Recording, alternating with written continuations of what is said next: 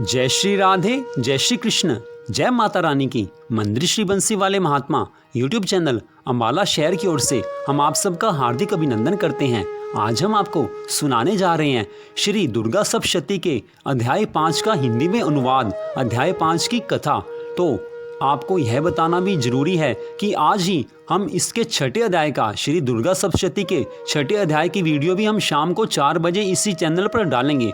तो अब आप सुनिए श्री दुर्गा सप्तशती के 5वें अध्याय का हिंदी में अनुवाद। इस अध्याय का नाम है देवी की स्तुति, अंबिका के रूप में प्रशंसा। तो उस कथा को आप ध्यान से सुने। बोल श्री राधा कृष्ण भगवान की जय। बोल माता रानी तेरी सदा ही जय। महाकाली, महालक्ष्मी, महासरस्वती मात की जय। अब 5वां अध्याय। ऋषि बोले, प्राचीन समय में शुंभ निशुंभ दोनों असुरों ने बल के मद में आकर इंद्र का त्रिलोकी का राज्य और यज्ञों के भाग छीन लिए। उन्हीं दोनों ने सूर्य, चंद्रमा, कुबेर, यम, वरुण का अधिकार पा लिया। वायु एवं अग्नि का काम भी वे ही करने लगे। देवताओं को तो अपमानित, पराजित एवं राज्य भ्रष्ट करके स्वर्ग से निकाल दिया। जिनके अधिकार उन दोनों असुरों ने छीन लिए थे, वे सभी पराजित देवता अपराजिता देवी का स्मरण करने लगे कि उस देवी ने तो हमें वर दिया हुआ है कि आपत्ति काल में मेरा स्मरण करने पर तुम्हारे महान संकट तत्क्षण मैं दूर कर दूंगी। यही वरदान विचार कर पर्वतराज हिमालय पर सभी देवता पहुँचे।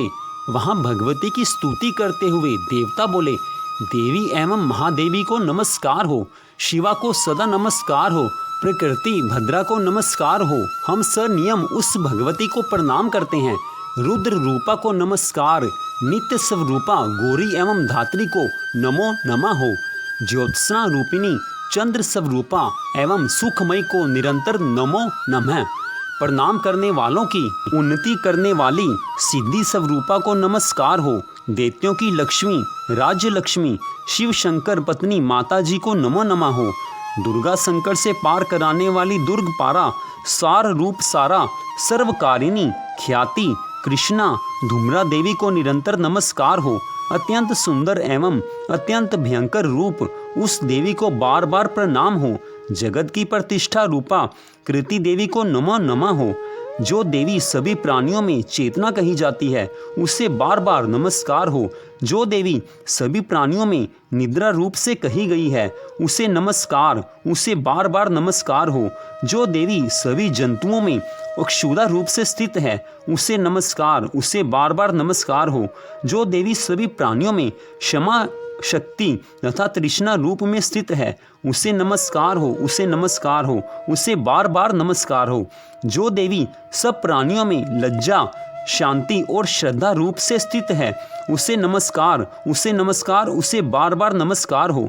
जो देवी सभी प्राणियों में कांति रूप में स्थित है, उसे नमस्कार, उसे नमस्कार, उसे बार बार नमस्कार हो।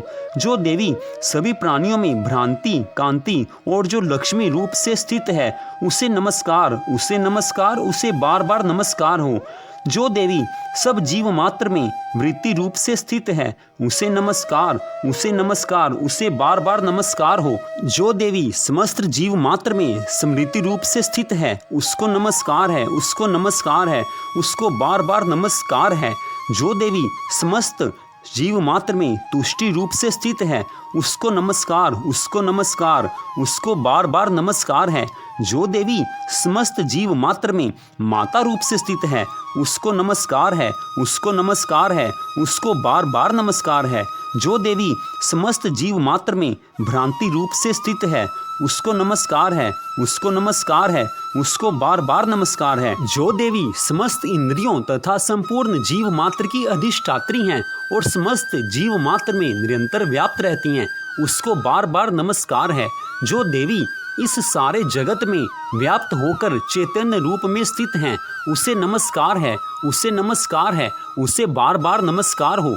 प्राचीन काल में अपने मनोरथों की सिद्धि के लिए देवताओं ने जिस देवी की स्तुति की, इसी प्रकार कई दिनों तक सूर्यपति इंद्र जिसकी सेवा करता रहा, वह मंगला रूपा परमेश्वरी हमारे मंगल एवं कल्याण करें और हमारी आपत्तियां दूर करें। दुष्ट दैत्यों से संतापित हम संपूर्ण देवता जिस भगवती ईश्वरी को नमस्कार कर रहे हैं और भक्ति पूर्वक नम्रता के स्वरूप मनुष्यों द्वारा स्मरण किए जाने पर विपत्तियों का नाश कर देती हैं, वह हमारी भी सभी विपत्तियां दूर करें। ऋषि बोले, हे राजन, सभी देवता जब इस प्रकार भगवती की स्तुति कर रहे थे, उस समय श्री गंगा जी के जल में स्नान करने के लिए श्री पार्वती जी आई। उस समय सुंदर भुवों वाली पार्वती जी ने देवताओं से पूछा कि तुम लोग किसकी स्तुति कर रहे हो। तब उनके शरीर कोश से प्रकट होकर शिवा बोली कि ये देवता तो शुंभ दैत्य के सताए हुए एवं संग्राम में निशुंभ से पराजित हुए मिलकर मेरी ही स्तुति कर रहे हैं। श्री पार्वती जी के शरीर कोश से श्री अंबिका जी का प्राकट्य हुआ, इसी कारण सारे संसार में यह कौशिकी नाम से प्रसिद्ध हैं। इस प्रकार जब कौशिकी प्रकट हुई तब श्री पार्वती जी रूप में काली हो गई, अतः हिमालय में रहने वाली कालिका नाम विख्यात हुआ।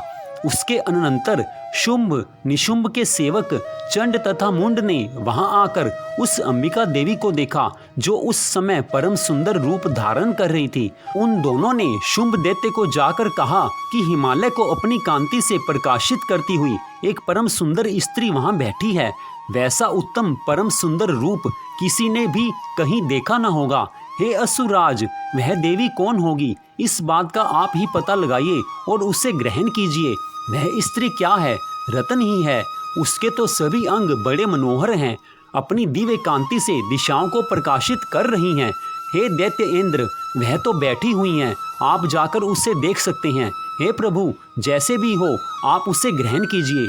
ऋषि बोले, तब चंड मुंड के वचन सुनकर शुंभ ने महाअसुर सुग्रीव को दूत बनाकर देवी के पास भेजा और कहा कि तुम मेरी ओर से उससे इस प्रकार से कहना कि इस प्रकार का उपाय करना जिससे वह प्रसन्न होकर अत्यंत शीघ्र ही यहाँ आ जाए। यह सुनकर वह दैत्य पर्वत के उस प्रदेश पर पहुंचा जो कि अत्यंत सुंदर था।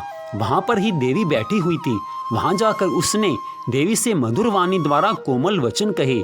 दूत बोला, हे देवी, दैत्यों का स्वामी शुंभ तीनों लोकों में परमेश्वर है, मैं उसका दूत हूँ, आपके पास उसने मुझे भेजा है। मैं वहां जो उसकी आज्ञा न मानता हो उसे परास्त कर देता हूँ। उसने सभी देवता परास्त कर दिए हैं। अब आपके लिए जो संदेश है वह सुनिए। उसने कहा है, सारी त्रिलोकी मेरी हो चुकी है, सभी देवता मेरे अधीन हैं, सभी यज्ञ भाग पृथक पृथक करके मैं ही पा रहा हूँ। त्रिलोकी भर के उत्तम सभी रत्न मेरे अधीन हो चुके हैं। इंद्र के श्रेष्ठ वाहन ऐरावत हाथी को मैंने छीन लिया है। देवताओं ने क्षीर समुद्र से उत्पन्न उच्चेश्वर नामक अश्व रतन प्रणाम करके मुझे भेंट कर दिया है, तथा और भी जितने देव गंधर्व एवं नागों के पास रतन रूप वस्तुएं थी, वे सब की सब हे सुंदरी मेरी हो चुकी हैं। हे देवी, अब हम तुमको स्त्रियों में एक रतन मान रहे हैं, इस कारण अब आपको भी हमारे पास आ जाना चाहिए, क्योंकि हम तो रत्नों के भोक्ता हैं। अब तुम्हारी इच्छा है, मुझे अथवा मेरे पराक्रमी भ्राता निशुंभ को, इन दोनों में से किसी को वर लो, क्योंकि तुम रतन रूप हो। मेरे साथ विवाह कर लेने में तुम्हें अतुल ऐश्वर्य प्राप्त हो जाएगा। वह अपनी बुद्धि के द्वारा सोच लो, फिर मेरे साथ विवाह कर लो।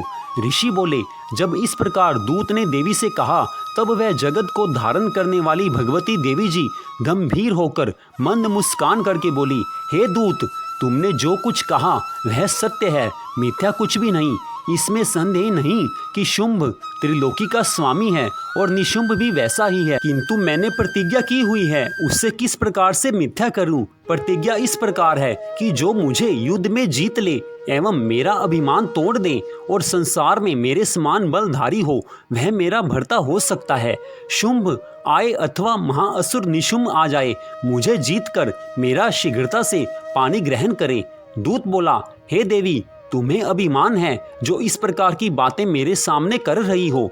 कहो भला, कहीं त्रिलोकी में ऐसा कौन सा पुरुष है जो शुंभ और निशुंभ का सामना कर सके। सारे देवता तो दूसरे दैत्यों का सामना भी नहीं कर सकते, तू तो स्त्री है, फिर अकेली बैठी है। युद्ध भूमि में इंद्रादिक सभी देवता जिस शुंभ आदि दैत्यों के सामने न ठहर सके, भला तू स्त्री होते हुए उनका सामना कैसे कर सकेगी।